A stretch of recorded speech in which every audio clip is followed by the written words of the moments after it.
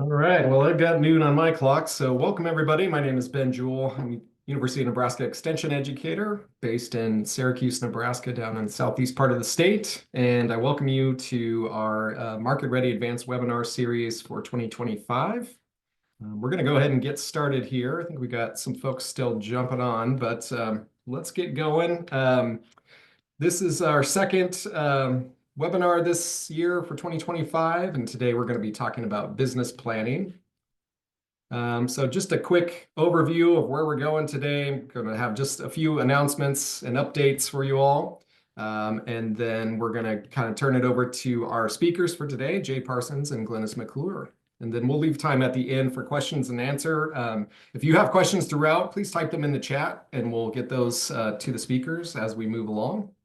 But just if you would, just for quick, so we can kind of know who's here and where you're from, if you would please put in the chat your name, where you're located, and something that you're excited about for 2025. It could be something in your business life or professional life or in your personal life, doesn't really matter. Just gives us a little chance to get to know each other a little bit. I'll let these folks get in here first. Welcome, everyone. Thank you so much for joining us. We're going to get started here in just a second. If you would please in the chat, list your name and where you're at and maybe something that you're excited about for 2025. And then I'll make a couple quick announcements here. So this is being sponsored by the Heartland Regional Food Business Center project. University of Nebraska is a co-lead on this project. It's a 5-state collaborative. We have some business builder grants that we just closed on round one a couple months ago, and we're anxiously anticipating being able to announce for round two. So I just wanted to kind of mention quickly, we don't have exact dates yet for when we'll open up that round of applications for round two, but we will have that information very soon. So please hang tight. I'm sorry it's taken a little longer than we planned, but we will be making that announcement soon, and we'll get that information to you. So some upcoming webinars we have in March, basic agricultural bookkeeping webinar. In April, we're going to be doing some best practices for applying for grants as a food or farm business entrepreneur. These are increasingly a lot of grants out there that could help your farm business grow, like the Business Builder Grant. So we want to make sure that we're equipping you with the right information and resources that you might need for that. And then in May, we'll close out this spring session with a talk about business structures, kind of deciding between an LLC or sole proprietorship or those kind of different options for your business. So stay tuned for those. We'll be pushing out registrations for those coming up really soon. I wanted to just kind of put a plug in here for the evaluation. This QR code will take you to the evaluation page at the end of this webinar. We would really love it if you would fill out the evaluation for us. It really does help us improve our programs and provide the kind of content and material that you all want the most. So QR code here. I'll also put the link in the chat here in a little bit. So. All right, and with that, I'm going to turn it over to my colleagues. Jay Parsons and Glennis McClure are from the Center for Ag Profitability here at UNL, and they're going to guide you through this talk on business planning. Jay and Glennis, I'll turn it over to you. Thanks, Ben. I think I go first, so I'll go ahead and get my screen up here.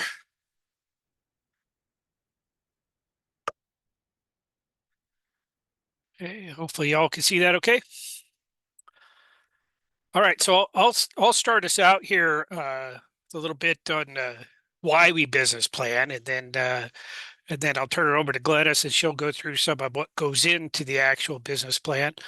And I'll apologize in advance. I teach class at 1 o'clock, so I'm not going to be able to stay on till the end. So if you do have questions for me, you might want to go ahead and make sure you get those typed in while I'm talking, and maybe I can address those when we do the handoff to Glennis.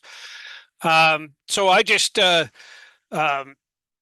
put a title up here that kind of captured the gist of what I'm going to focus on, and that is a value-focused thinking approach to business planning, and specifically about the importance of identifying your objectives and setting goals. So kind of the why behind that, as Ben mentioned, a lot of farms and agriculture producers don't actually write out a business plan. There's a lot of reasons for that. One of them, they're very busy doing things, and maybe that's not top of the mind and whatnot, but hopefully After I'm done, you'll be convinced that it is a good idea to do that.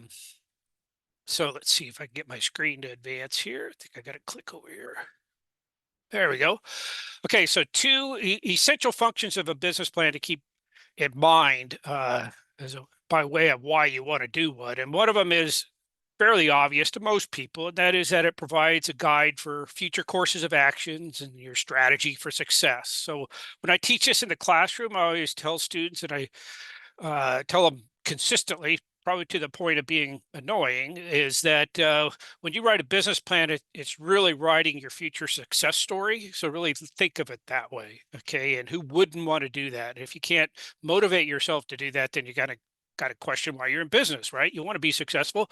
This is a chance just to write it down and say, this is what I am going to do to be successful. So think of it in those simple terms. That's a fairly obvious one. The other one that you also got to keep in mind and be very cognizant of is it attracts people to your business. And it attracts a lot of different people. A lot of the farmers and ranchers that I work with, and they say they have a business plan. What they have a business plan is because their lender required them to do something in writing, and so so the lenders is part of that, right? It's attracting that funding from the lending institution and the person at the lending institution making the decision to loan you the money. In a bigger picture, as far as business goes, it also can attract investors, right? They see a business plan, hey, I want to invest in this. These people know what they're doing.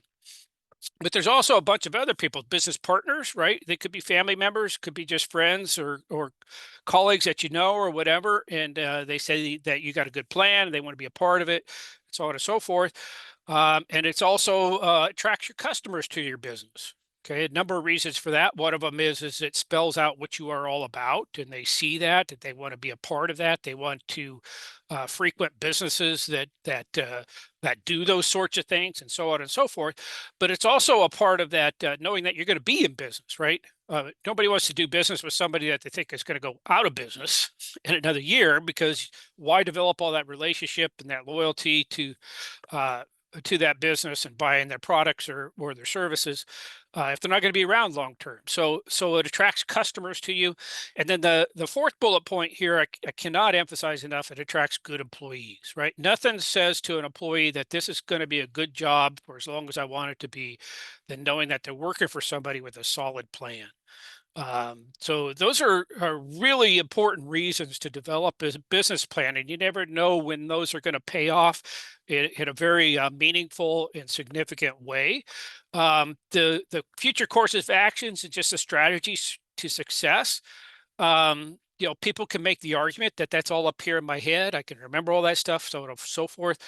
But good luck taking that and portraying it to all these people outside that you know what you're doing. Okay, so nothing beats having a good business plan in place that you can pull out and show to a lender or a potential business partner, or that you can project on your web page in some maybe abbreviated fashion for your customers to see, or that you could show to an employee that you're trying to get talking to come in to work for you. So other reasons to prepare a business plan, this is a little bit more along the lines of just the functioning piece of it. And that is, it helps clarify and communicate your value, your goals and objectives, which we're going to talk quite a bit about.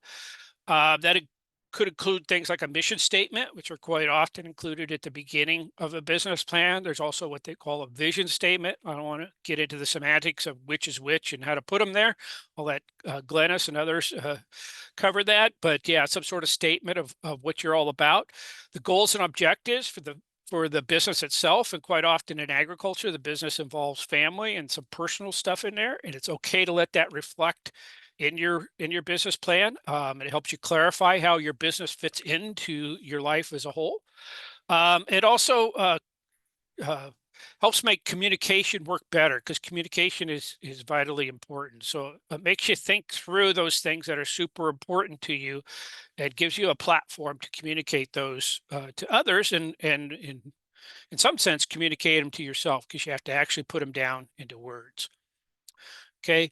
Equally important to that, though, is that it actually helps you assign priorities. So when you're doing a business plan, you're thinking beyond tomorrow, beyond next week, beyond this month. You're thinking out into the future 3, 5, 10, and perhaps even longer in years.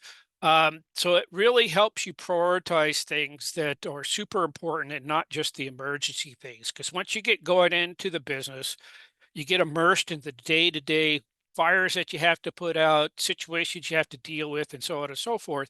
But the business plan helps you articulate the super important things to you so you can remind yourself, yes, I know I need to do this today, but it's particularly important that I stay in line with these three things, whatever they are in terms of your values, your goals, and your objectives. Um, and then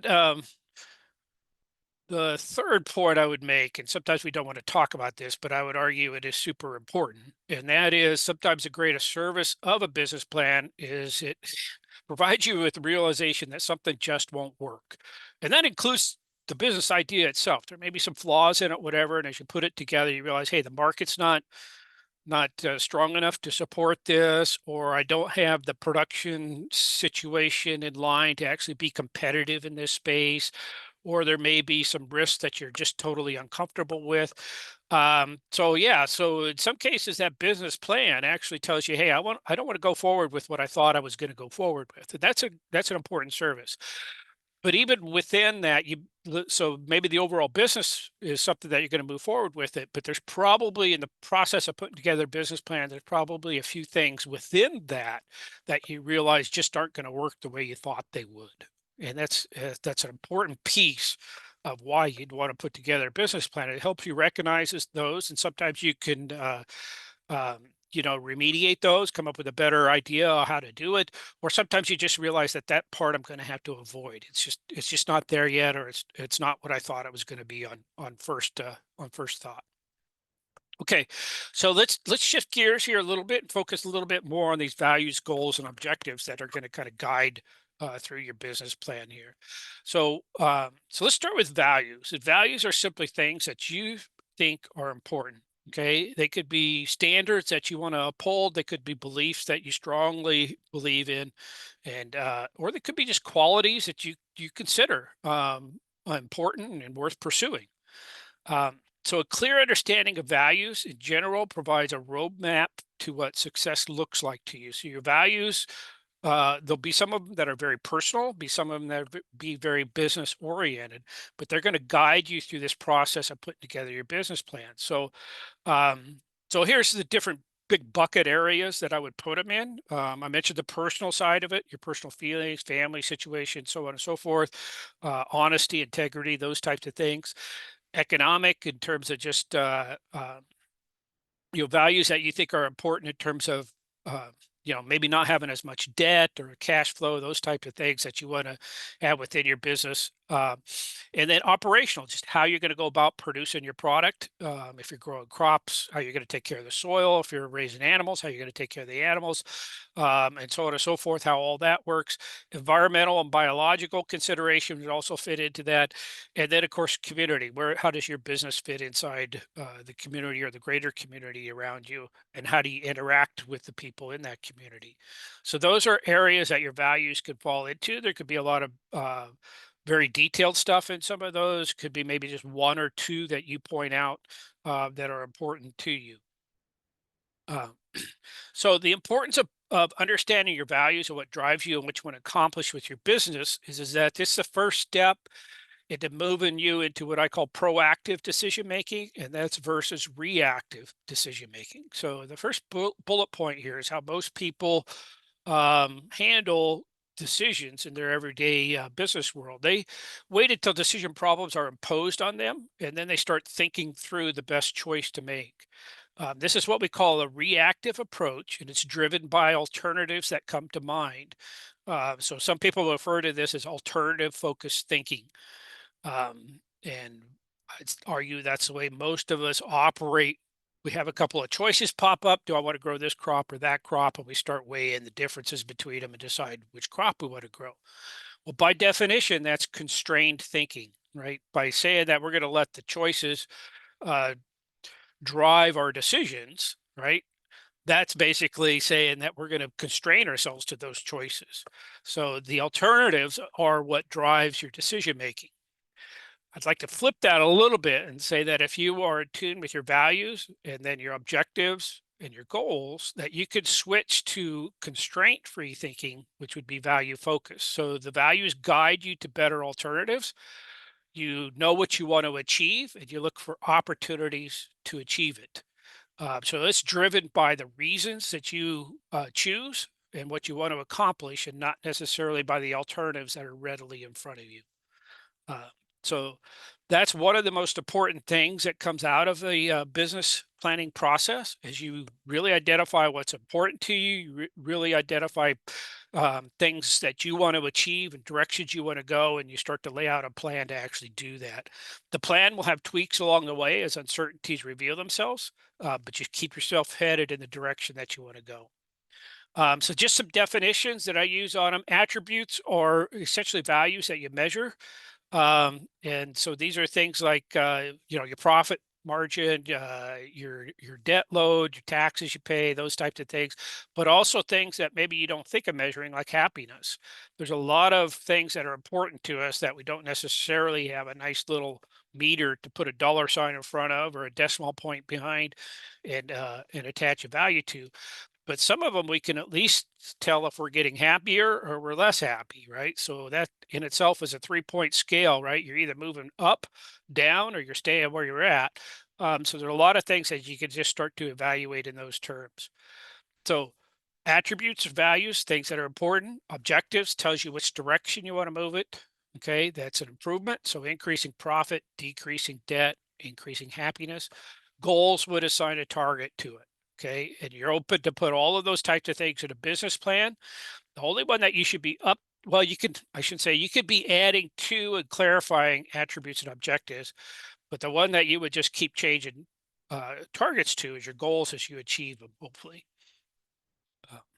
So I put the example up here of debt reduced less than 20% of asset value within 5 years. So your debt to asset ratio down below 20% would be a goal that you'd have. You could also set a goal that 4 days out of 5, I end up having a happy day or something like that, that you actually just do a quick measure at the end of the day. Was this a good day or not a good day? So there's lots of different ways to set those, but your goals should be very specific. They should be descriptive of what you want to accomplish. They should be measurable, even if it's just a Likert scale, 3-point scale or something like that, or 5-point scale. They should be attainable. You don't want to set all your goals out as stretch goals and be frustrated but not attaining anything. They should be relevant to what you're trying to achieve, and they should be time bound with a clear timeline that you're going to actually stop and measure and say, okay, I did this in that amount of time, or I need to adjust or whatever and recalibrate. Okay, so why is it important to go through the process of actually identifying objectives, things that you want to achieve? There's lots of data out there.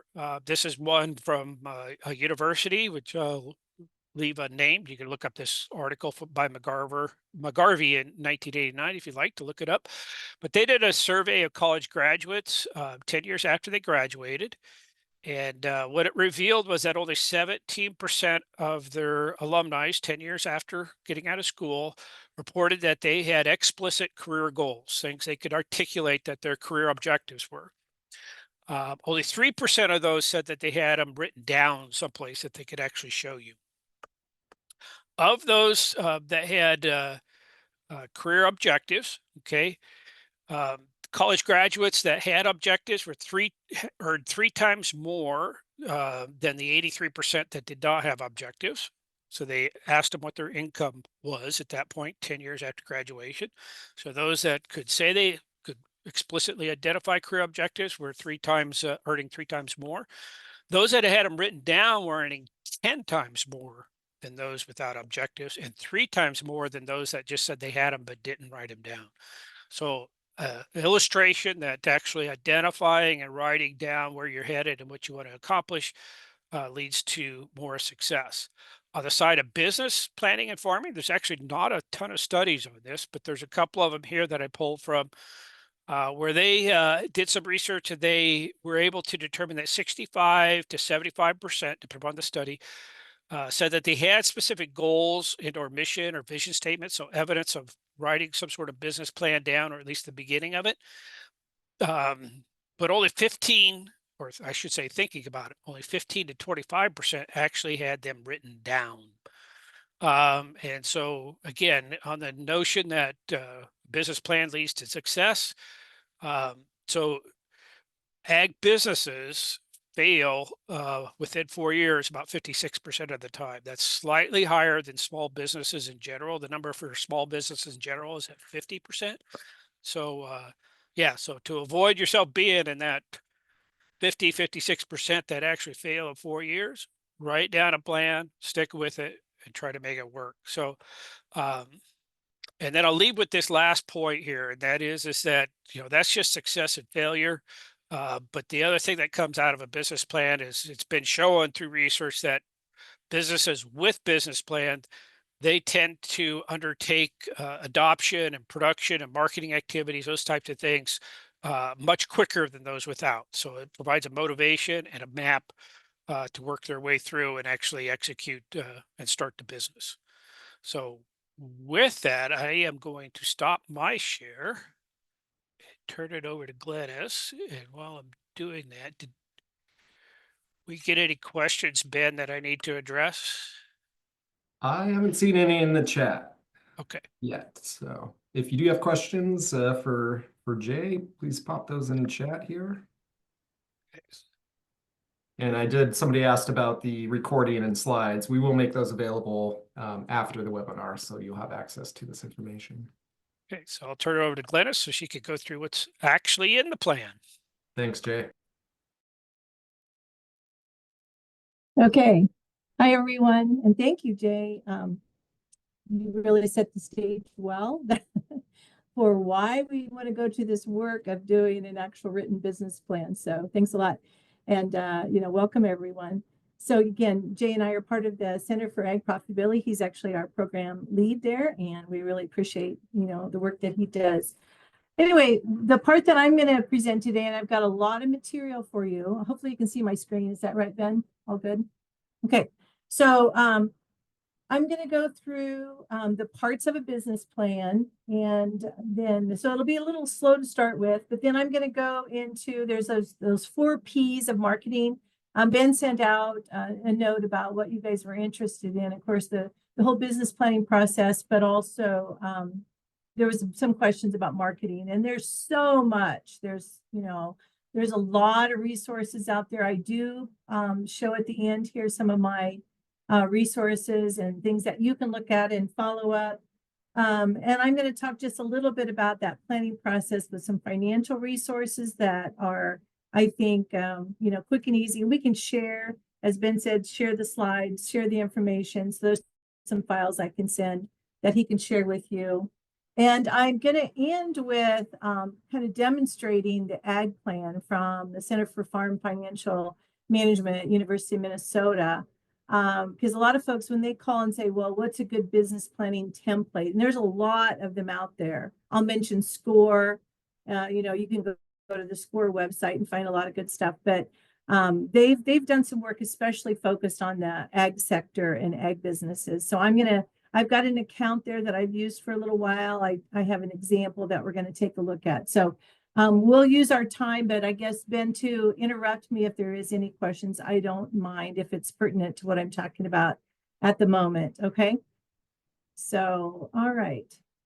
So, again, Jay kind of set the stage for a lot of this, but it's, for the most part, business planning and getting it down in writing is pretty important. Here's a quote: even though a seat of the pants approach to farming might work, it takes too long to figure out if it's a poor one. So one of the things that you can do is you're penciling out, working on this. Is it a good decision to go forward or not? And so that's, again, that roadmap is pretty important. So goals. So yes, I really appreciate that Jay talked about that whole goal setting thing and having those things in mind as you begin this process of business planning and setting some timetables for what you want to achieve with those goals and when. And of course, we've got to figure in some of the finances. What are the startup costs, or what are your ongoing costs? Those kinds of things in your business. So, and what's the feasibility? I guess kind of asking that whole question up front. Who's going to actually, be your customers? And, what's that potential? Again, that feasibility is a part of that whole business planning, thinking, and processing. And then, as I mentioned, I'll talk a little bit about the marketing, the 4 Ps of marketing, and that's really like the action plan piece of the business plan. And what's your operating plan? And then contingencies. So if something were to go haywire, what would be that plan? And we need to think about the risk and regulations. Again, what are the conditions around you? What's the economy doing? Are you going to be able to, sell satisfactorily what you want to sell, based on all of that? And then, a plan is really sets the stage so that we can hopefully mitigate or think about what could go wrong. And, so that we don't have the surprises and those extra expenses, perhaps. Again, what is our risk? How are we protecting some of our risk of investment and so on? Okay. All right. So the introduction, executive summary is always, it's usually front and center. So that is sort of that Reader's Digest version of your business plan. But oftentimes that's something that is written at the end. So once you've gone through the whole process and done work on all the parts of the business plan, as we'll talk about here, you can come back and do an executive summary. And I'll show you an example of an executive summary when we look at that ag plan here in a little bit. All right, so the introduction, though, piece of your business plan is really provides basic information on your, kind of how have you begun? Maybe you've already begun, maybe you're just doing the business plan, you've already got the business going, or, what are your plans to begin or expand, etc. there. And this is where you would put, as Jay mentioned, your mission and your vision. What is this business about? To me, is what the mission is. And the vision is really kind of what you're seeing, what you want to do with it, kind of thing. Okay. And, that information provides potential lenders or investors with an idea of, really who you are and kind of, what you're seeking to do. And it also, I think, provides a little bit of a promise to yourself as an owner. And if you have employees and your customers, kind of really, again, what your business is all about. So the introduction, again, the general description of the business venture and sort of, again, what's taken place already is a good place to start with the introduction. Now, so again, the parts of a business plan, there's a situational analysis and there's an internal assessment. So really what's going on internally. So operational structure. And I think, Ben, you said that one of your upcoming webinars is really on that whole business structure idea. Should you run as a sole proprietor? Could it be a partnership, a simple partnership? Or is it, should it be an LLC? So again, you're going to talk about that in your plan. And along with that, you may have some operating policies. Again, if generally, if you do an LLC, you're going to have an operational plan within that. And you can discuss some of that, in your business plan, who's going to do what, how are you keeping records, all of those kinds of things.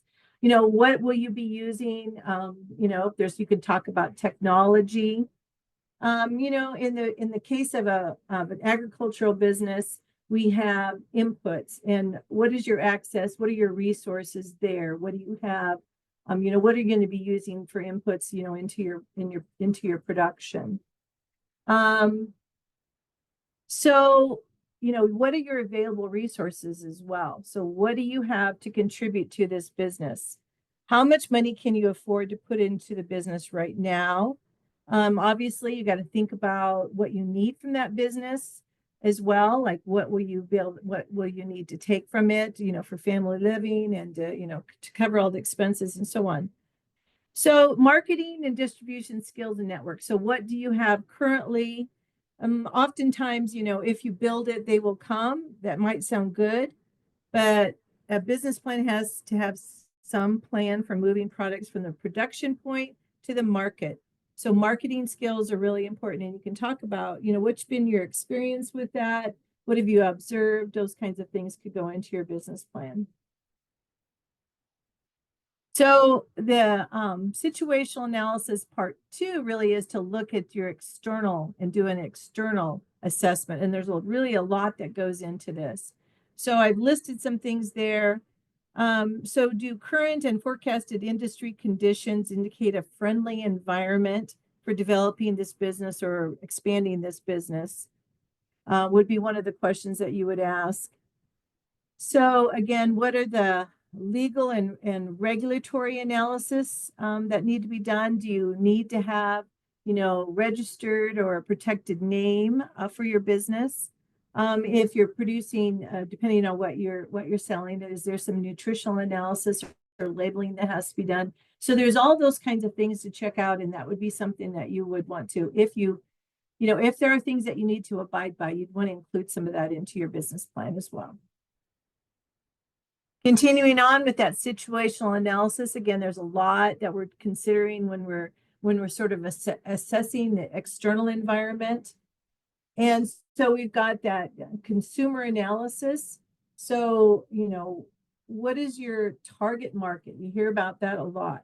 And so who is that group? What is that demographic, whatever that you are targeting? And then the question becomes, in your marketing plan, how do you get to that target market? Okay, so there's a primary market, there's a secondary market. One of the fallacies that a lot of people say, well, everybody's my customer. I'm just out there in general. But I think when you're trying to spend resources, time, and effort, really, who should you be targeting? And you want to consider who those folks are, in your plan. And obviously, we want to take a look at and understand who our competitors are. And it's really important, and I'll say this again, as we're looking at some of the marketing pieces, is that what advantage do you have in that marketplace, and what might be your disadvantages? Sort of what are your pros and what are your cons as you're looking at the competitors, in the marketplace. So, and then the opportunity analysis. So understanding if your risks outweigh the gains or vice versa, are you going to be gaining, as you look at those risks? And again, what is the uniqueness of what it is that you have to sell? That is, I think, really key, especially as we start to think about the whole marketing piece of it. So the business proposition is really where we're laying out. I'm just going to grab some notes here. So we're laying out our business goals and objectives for the next few years. So that's part of that. Again, what are your sales goals? Can you quantify? Can you say, okay, I'm going to have this much production, and 85% of that's going to go to market. It's going to be in good quality. I'm going to be able to sell it for X, okay, for X amount. All right. So that's where you're starting to, sort of think about what do those numbers look like. And I've worked with a lot of businesses in my past, in my career. I've had that great opportunity. It's been really enjoyable. But one of the things I always tell people when they're business planning, and especially as they're looking at some of this, is be realistic. Again, we don't always know, we can't always predict, really what's going to happen in the marketplace. But as you're penciling out a business plan, you don't want to obviously overshoot these things, right? You want to be realistic as much as possible.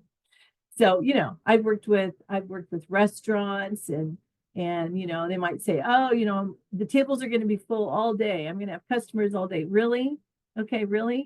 There's probably going to be a few that'll come in during these few hours, and then maybe your evening hours. But really, try to project, what really truly might be happening. And again, the whole objective is, what do you need to take from this business? What do you need to earn? What is your, financial objectives with this? And then also, if we're investing, if we've got land that we're investing in this, if we've got, buildings, if we've got a lot of equipment, and we're putting money into this thing, what is our return on investment? Is that a positive? Because, again, I work with, Jay, we work with a lot of, commercial commodity farmers and ranchers. And, we always include sort of that opportunity cost. You have this land, you have this equipment, And, if you weren't farming it, what could you rent it for? Okay. Or what could you sell it for? And what would you earn on the market? So what's that comparable with what you're doing with your finances and your money? Okay. All right. So here's those, the 4 P's of marketing. And this is really where a lot of the meat of a business plan comes in. So we've got product, place, price, promotion. Okay. And so the product again is, what do you have to sell? What are you producing? What are you selling? All right. The place is really, again, how are you distributing?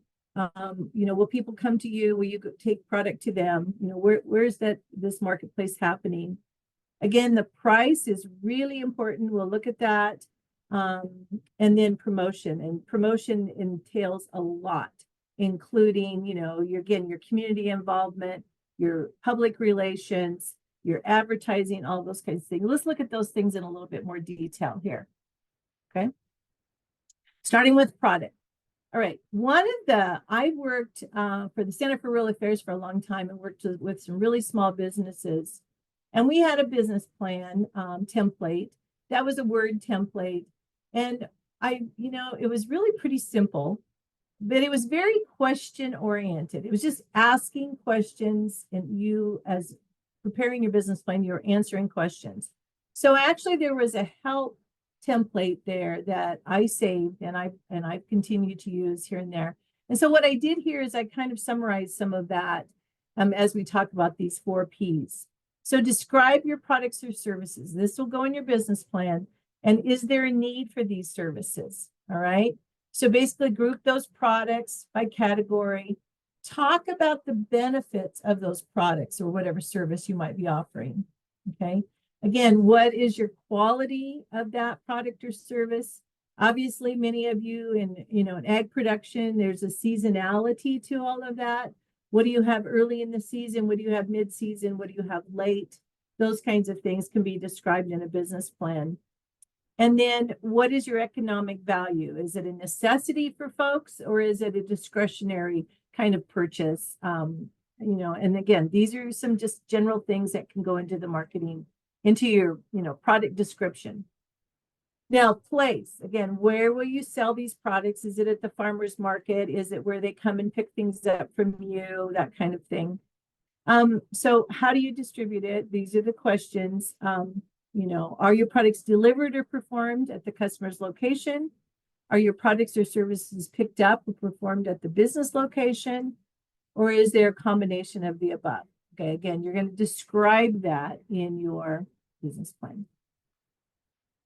Promotion. So what promotion concepts will you use? All right. So again, I think I mentioned this already, but I think it's important to understand and to know what is your unique selling proposition. So in order to know what you're trying to position in the marketplace. Okay. So, what are your qualities? What makes you unique? How does this set you apart from the competition? Is it just that, you have an attractive display, you've got the containers that folks, that bring people in, those kinds of things. I'm thinking of a farmer's market, but there's so many different things you can think of here. But so promotion of your business, there's, basically whatever means you can use to get your message out on who you are, what your product is, how do you do that? So just a few that I list here. But one-on-one presentations, in the off season, are you out meeting people? Are you able to do presentations, teaching a little bit if you've got a skill, related to your business? Direct mail, are there brochures that you have? Displays that you can do different places, and demonstrations, email, of course. Social media is huge, especially in your local area if you're trying to attract folks to a certain market or whatever to be your customer. And what is your involvement? Again, what PR are you using in your community? Then there's the paid advertising, radio, again, brochures, but word of mouth. I blew that up a little bit there because, that when you have satisfied customers, that can go a long way. When you have dissatisfied customers, that goes, that can go badly for you as well in many ways. Okay, so then price. I kind of saved this one to the end, and it could have been any of these in the reverse, but I'm a numbers person. I'm an ag economist. I teach a lot with our producers on what is their cost of production, for our commodity production folks, livestock and crops. And I've got, we can actually spend a whole hour talking about your pricing strategy. All right. But it's really important to understand that. And just really simply, this price can be calculated with the following equation. Price is your image, service, your product, your overhead, profit, and risk. So putting all of those things together, and it probably should say price equals that image. Okay, that's just a simple way of doing that. So, so what is that perceived value that the customer might have of you? Again, I've mentioned quality multiple times. Again, what's the competition? Where are you located? Is it easy to access your products? And again, what is your cost of goods? What is your, what is your cost to produce? And then what is your markup based off of that? So you kind of have to look what the competitors are doing in that marketplace, but also, what are your costs? And I think it's true. And again, I have folks call and say, what should I charge for this service? And we're looking at their custom work and so on, in the realm of what we typically do. And I say, well, it's one thing, we do a custom rates, we do a survey, and we kind of get an idea of what the market, what folks are asking for rates. But I always say, you really need to look at what your costs are and make sure you're covering your cost, your time, your effort, all of those things as you set your price. Okay, and along those lines, I do want to mention that, many of you are kind of in that specialty crop area, and even growing some livestock and doing some, some special marketing with your product there. So we at the Center for Ag Profitability have been building a program. And well, anyway, we've got crop budgets that I work with on an annual basis. And then we have put those into a budget calculator. So that's one of my next slides. But one of the things, like we just added a popcorn budget in this year into our list of crops. And so folks that are growing commercial popcorn can actually put in all of their information to do some budgets, do an enterprise budget to understand their costs and that type of thing. And so I mention this because this is part of what we really do with our Center for Ag Profitability and Farm and Ranch Management types of things. And so our crop budgets that we do annually are here. We are, so I'll just go to the next screen. Oops. We are, no, that's not it. Okay, we are working on an ag budget calculator program. We call it ABC for short. And so we have some of these budgets put into our, our calculator. So we do like 83 some different budgets this last year. We also have some cattle. We're working on a cattle piece of it right now. But we put those in as sort of guides for folks to use in their enterprise budgeting. So this may or may not fit with what you're doing, but we are working on, we've got a programmer that we work with very, very closely on staff. And he is working on now, starting to work on a specialty crop piece of this.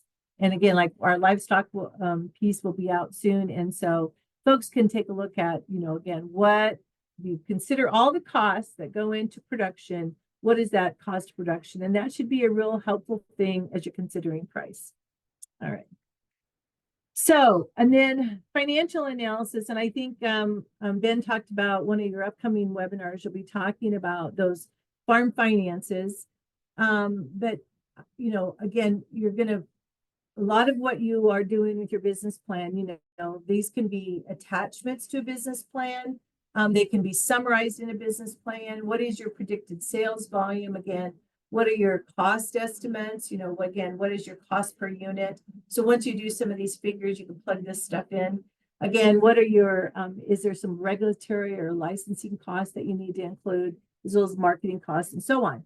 So, but cash flow, profitability, and solvency. Solvency comes off of a balance sheet are also key things. So balance sheet, sort of a pro forma income statement, and a cash flow are things that that could be included. Now, I do have a simplified template, and I'll show you that a little bit as soon as I get done with this, with these slides. I'll move over to a couple things and show you what we've got with that. That could be really helpful in the planning process if you don't already have a certain template with that.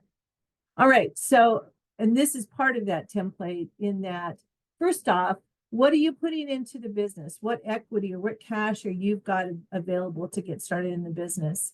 And then you might have loans. We have micro loans, or might be a bank loan that would come in to help, fund your business.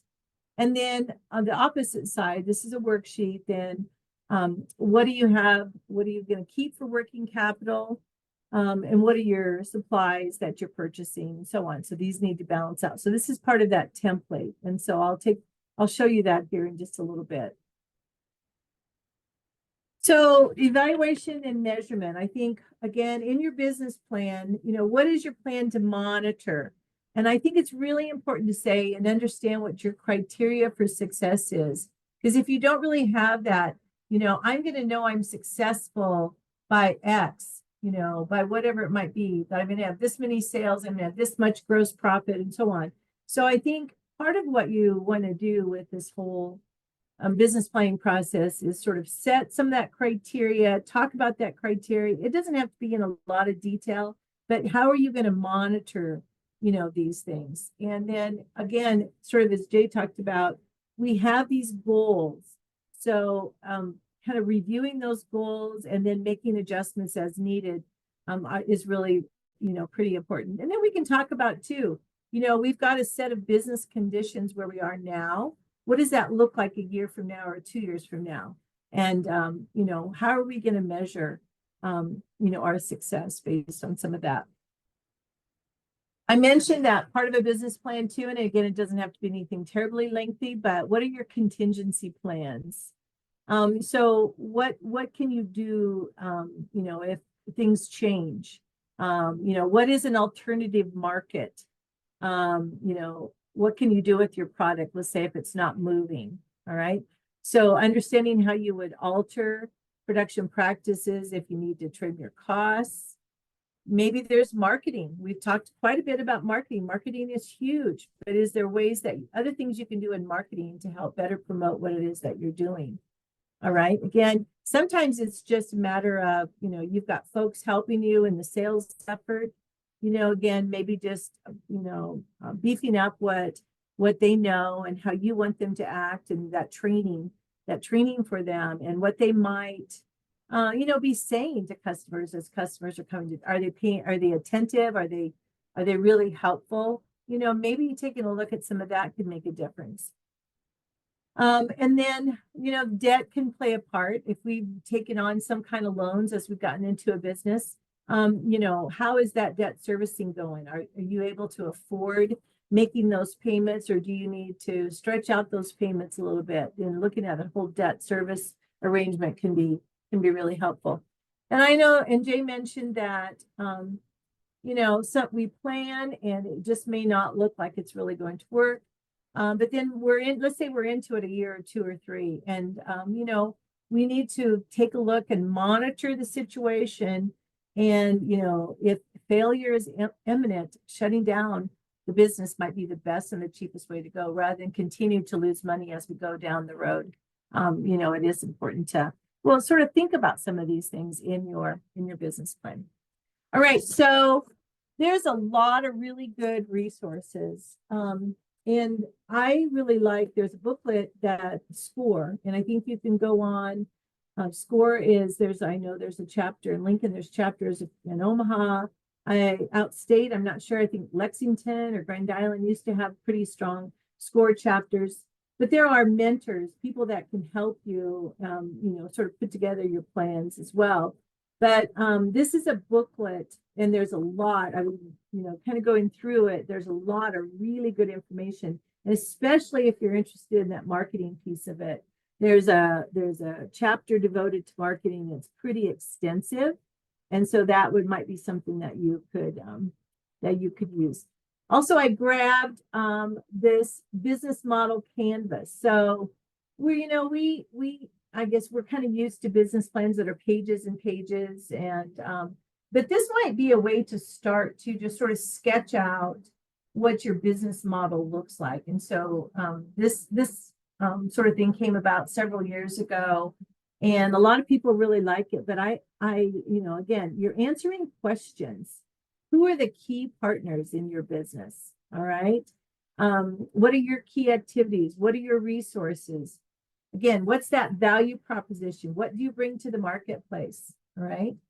And so on. So you can kind of see that. And I can send you the link, or I can send that link to Ben to share with you if you like this sort of thing. Again, what are your costs and what are your revenue streams?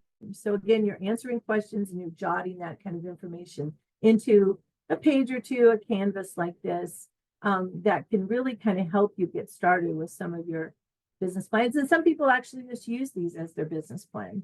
So depends on, again, what your need is. Is the business plan for you as an internal partner, as an internal owner, or do you need to share it with a lender? And, obviously, if you're going to share it with other folks that you want to have invest in your business, you want it to make it look pretty professional and include things that that they're probably going to want.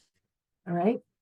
So I'm going to go into the ag plan, agplan.umn, universityofminnesota.edu is where you'll find that. And it says 100,000 business plans have been created using the ag plan. And what it is basically a template. And there's some really cool features into that. And I want to show those to you here. And then one of the things too, and we'll look at that. This is a screenshot from that, but you have different plan types. So you can see if you're a value added producer, there's a template for that. If you're a regular commodity farmer, there's a template for that, a personal plan, just a small business plan, and so on. Okay. So they've got different templates designed, and I wanted to mention that to you as well. We're going to look at an example, a Rustic River farm business plan example. And, there's a cover page. So they don't have a lot right now. The picture on that didn't come in, but I grabbed a picture and designed this because a cover page is basically just, again, the title of your business, some kind of, it might be your logo. And then, you're going to date it, and your address and your contact information probably should be on that cover page. All right. So we'll send out the slides. I'm going to flip off of this, my slides here. And then, but I want to mention the references of where I got some of this information. And there is a great book too on that, Building a Sustainable Business, SARE. And so those links will be on here, so you'll have that. I took a lot of information from an article that was written from Oklahoma State, and then the ag plan itself. And then here's some more business resources. So again, we have our ag budget calculator from a Center for Ag Profitability. The Center for Rural Affairs, again, they've got some great resources. They have some business loans and also business training resources. Department of Economic Development in Nebraska, has a link and some information on starting businesses. Department of Agriculture in Nebraska, there's a Nebraska Enterprise Fund. They have folks that help with some business planning and some financing as well. And then the score and the templates, and that's a business model template there too, that you'll have these slides that you can then look back on some of these resources. Okay, so just a couple things I want to show you in some other files that I have. All right. Now, are you still seeing this, Ben? Yep, looks good. I see an Excel sheet. Yes. Okay, so this was something I worked with, many years ago as I worked with small businesses through the Center for Rural Affairs and the REAP program. And we use this a lot for our financing piece of it. And so, again, this is an Excel file. There's an instruction page.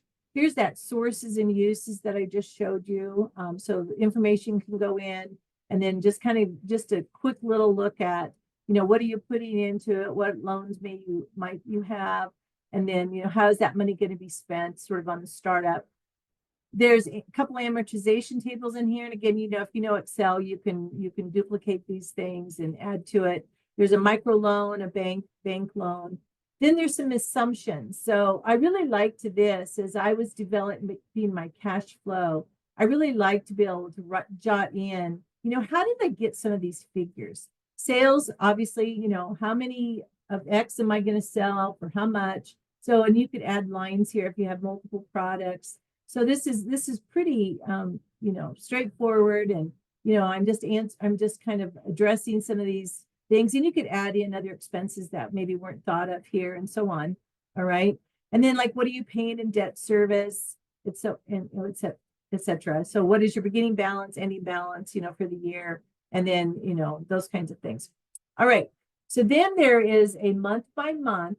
For year one, we always did a month by month, and I could go in here and I could say month one is January or month one is July. I'm starting my business in July, so I can change these or whatever. And then just start plugging in some of those figures. So the assumptions kind of provide with, how did I arrive at some of this? Just kind of typing in that information. And then I can put those figures in over here on a month by month basis. And then we always had folks do, from the first year, then those numbers would carry over.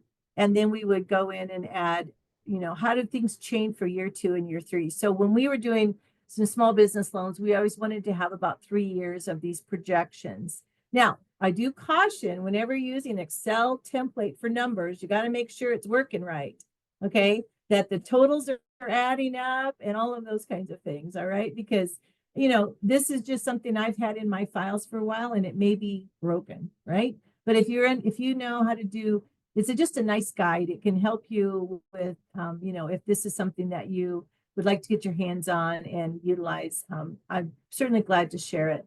And then a very, very simple balance sheet. And I know you're going to talk about some of this in some of your upcoming webinars, but these are things you can see where if I did this month by month cash flow, I could simply copy it and add it into a page into my business plan.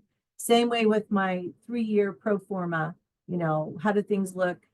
The first year might be rough, right? Even the second year might be rough, but by the 3rd year, hey, we're really cooking. We're really doing well. And so that's a nice piece to be able to add into a business plan.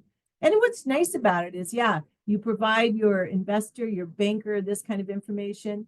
But hey, this is what I thought was going to happen at the end of the year when I do all my records. I go back and I take a look at really how well did I do? How well did I do? Okay. So now I'm going to go from here. I'm going to go into the ag plan really quickly here. We don't have a lot of time. You're going to cut me off right at 1 o'clock. Is there any really urgent questions, Ben? I don't see any in the chat. If anybody has a burning question here, please chime in. Okay. I warned Ben that I had a lot to share. So big topic. Anyway, but I really wanted to show you that you just create an account with your email and a password. Keep that password because I come back to this. And this is that Rustic River. I'm just going to show you if I was going to start a new plan though, here I could go in and just select which one of these templates I wanted. All right, I'll go back here. And then I'm going to show you this view plan. And they gave us an example. So here's the cover page. And then I can expand all this. But here's sort of the main pieces of this business plan. So as I mentioned, the executive summary is something that could be, and I was trying to figure out how would I expand this. But anyway, so you can see you can just go in and type. And then you've got basically it's like one page. I can print this and save it as a Word file. So if I don't like if I want to work with its formatting, and you notice that when I plug some things in, it gave, rather than bullets, it put these little question marks in. So I would want to save it eventually as a Word file and go in and work with it. But you can see the executive summary is pretty short. It's just a nice summary for a glance at things as you get started. And then the business summary, what's that? Now, here's what I really like about this. Let's go down here to the vision and mission, piece of it. All right. So there's something here. Rustic River aims to provide high quality local organic produce to consumers in the Des Moines area through the cultivation of the soil and natural habitats on our farm. Okay. So now I can look though, as I'm working on this, I can look at the tips. All right. So then it talks about what should you consider? What's a mission? You know, what's a vision? Some of that. Resources. Now you can click on the resources. So here are additional things I could click on and get some more help with that. Samples, in some cases, there's samples, in some cases, there's not. Here's this one, okay? Now, also, what's cool about this is you can actually share this file with a partner, with other, you know, your advisory team, whoever it is that you're working with, and they could actually go in as you're doing this and add comments. And so then so they can say, hey, I really like this, or maybe you should do this, that kind of thing. So each of these pages is like that. So if I go down to goals, all right, tips. Now you're going to see some things, and now look at how this kind of got formatted, sort of wonky. Okay. But again, I could go in and clean that up with the Word file.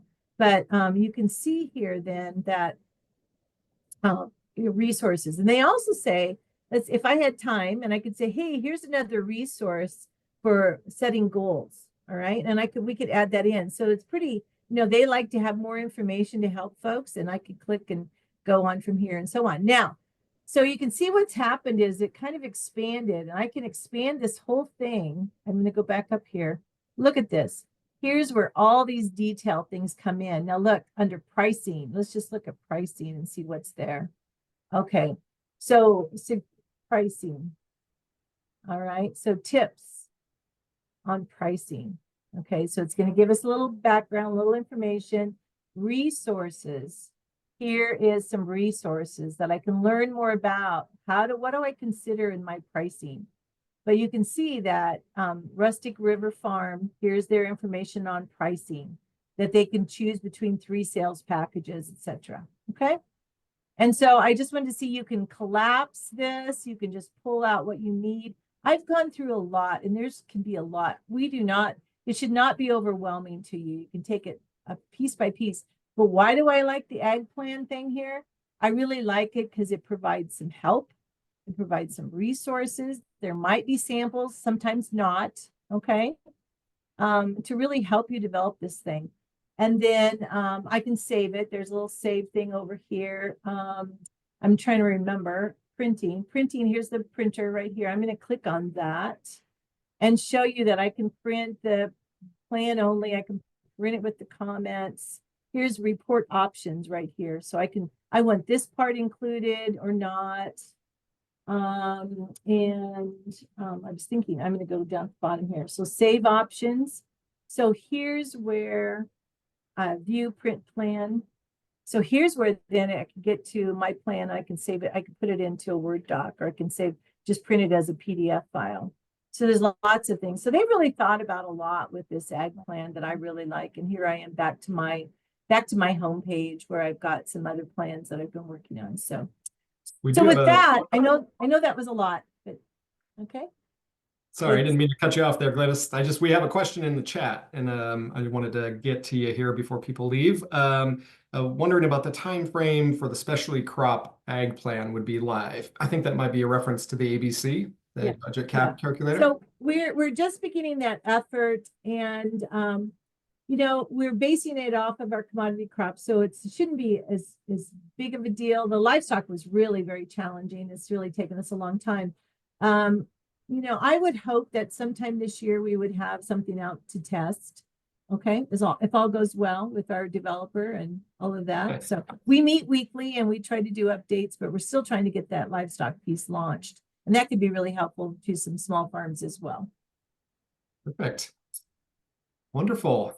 Glynis, thank you so much. This was so much information. It was really helpful. I think we've seen in the chat a lot of good comments about the resources and that they look really valuable. So I think you're hitting on a lot of a need for our group here. And, you know, as we said, we'll share this recording out, and I'll get slides and everything from Glynis and Jay, and then we'll send it out to you folks afterwards. I just put the valuation link in the chat one last time. If you wouldn't mind, should just take a couple minutes there. We'd really appreciate it. But thank you to Glynis. I really appreciate it. And I appreciate your time today. Yes, thanks. You can see where we could probably spend a day, right? Someday we got to do a whole day workshop or something. All right. Thanks, everyone. Take Have a care. great day, Stay everyone. warm. Thanks for joining.